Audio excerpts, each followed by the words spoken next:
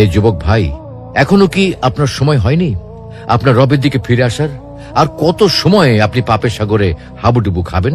আর কত সময় আপনি আপনার প্রতিপালক সম্পর্কে উদাসীন হয়ে থাকবেন?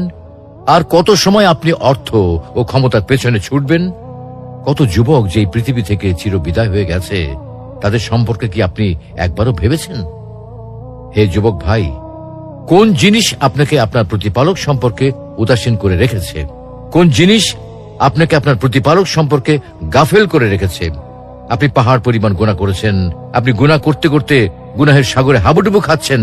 পৃথিবীতে এমন কোনো গুনাহ নেই যে আপনি করেননি, এমন কোনো পাপ নেই যা আপনাকে স্পর্শ করেনি।